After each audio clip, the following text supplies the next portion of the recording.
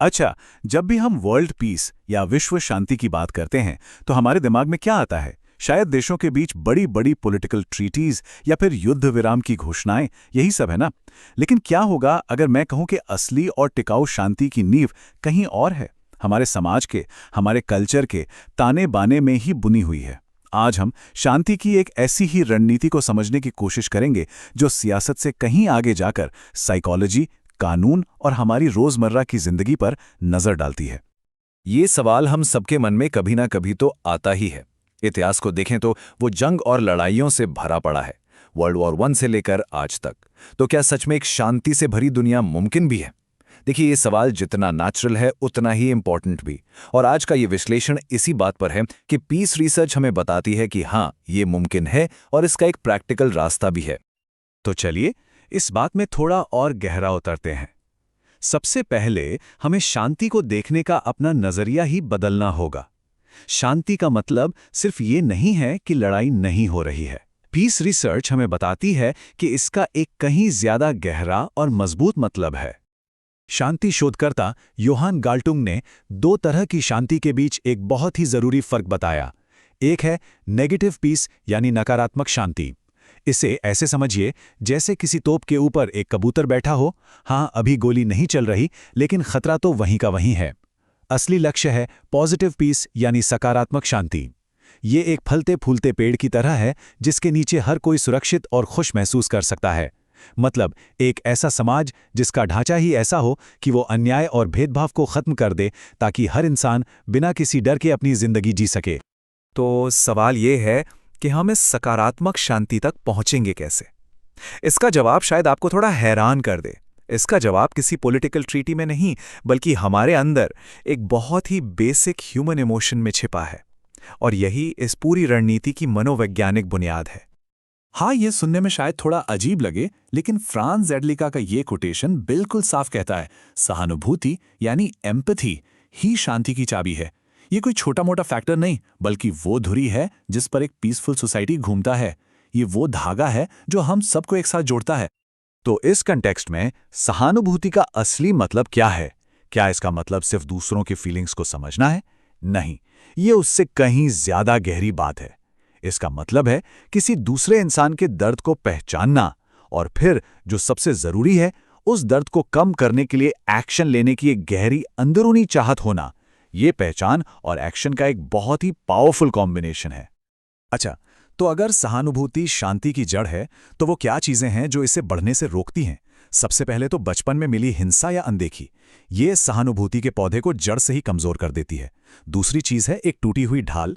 मतलब जब कानून हमें हिंसा से नहीं बचाते तो हिंसा हमें नॉर्मल लगने लगती है। और तीसरा है एक ऐसा सिस्टम जो हमें सवाल पूछने के बजाय सिर्फ हुक्म मानना सिखाता है, जिसे सत्तावादी व्यक्तित्व भी कहते हैं।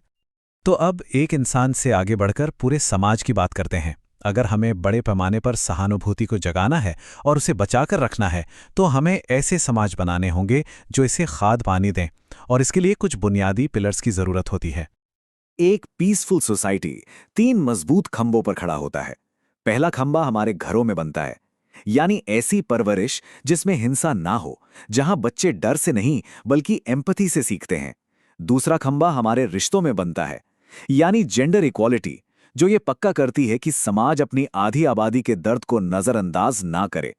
और तीसरा खंभा हमारे देश के कानूनों से बनता है, यानी नॉन वायलेंस की एक मजबूत पॉलिसी। ये तीनों मिलकर ही एक सुरक्षित ढांचा बनाते हैं। ये चार्ट एक बहुत सीधी सी कहानी बताता है। सीधी सी बात है, जिन देशों में लोगों को हिंसा से बचाने वाले कानून कमजोर हैं, वहां हिंसा की संस्कृति का स्कोर बहुत ज्यादा होता है।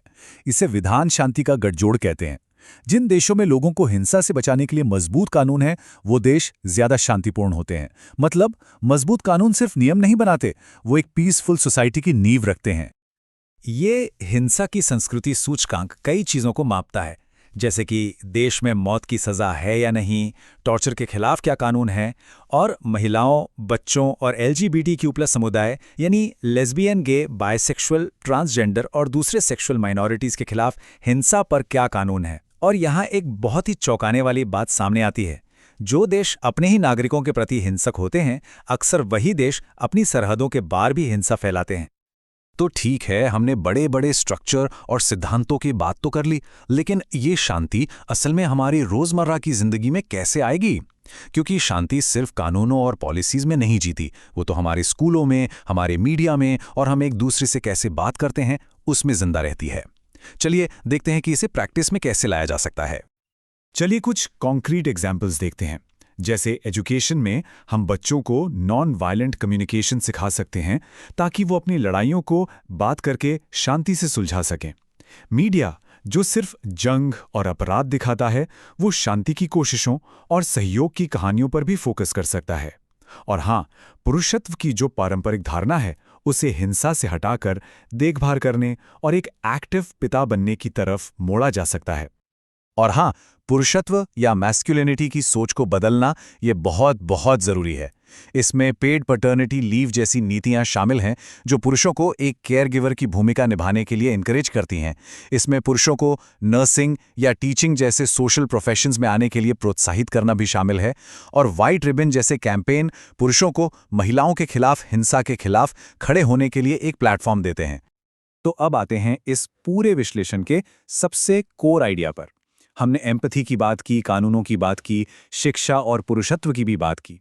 इन सभी अलग अलग धागों को जब एक साथ बुना जाता है तो एक बड़ी मजबूत रणनीति बनती है, और इसी को कहते हैं पीस मेनस्ट्रीमिंग। तो आखिर ये पीस मेनस्ट्रीमिंग है क्या भला?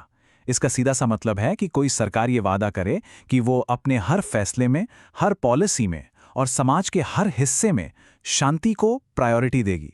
मतलब शांति कोई अलग थलग मुद्दा नहीं रह जाता। ये बिल्कुल हेल्थ या एजुकेशन की तरह ही एक मेनस्ट्रीम गोल बन जाता है जिसे हर मंत्रालय और हर डिपार्टमेंट को अपने काम में शामिल करना होता है। तो असल में एक पीस मेनस्ट्रीमिंग वाली रणनीति दिखती कैसी है? ये चेकलिस्ट हमें एक साफ तस्वीर देती है। इसमें कानून बनाकर हर तरह की हिंसा पर रोक लगाना, पूरे एजुकेशन सिस्टम में अहिंसक तरीके सिखाना, जेंडर इक्वालिटी को सिस्टमैटिक तरीके से बढ़ावा देना, मीडिया को एक पॉजिटिव रोल निभाने के लिए एनकरेज करना और ह्यूमन राइट्स को सबसे ऊपर रखना शामिल है। ये एक 360 डिग्री अप्रोच है। और आखिर में ये सारी बड़ी बड़ी बातें हमें एक बहुत ही पर्सनल सवाल पर लाके खड़ा कर देती हैं। अगर एक पीसफुल दुनिया की नींव हमारे घरों में, हमारे समुदायों में सहानुभूति और अहिंसा पर टिकी है, तो शायद सबसे बड़ा बदलाव हम में से हर एक के साथ ही शुरू होता है। ये एक बड़ा सवाल है, पर शायद इसका जवाब ही आगे बढ़ने का रास्ता है।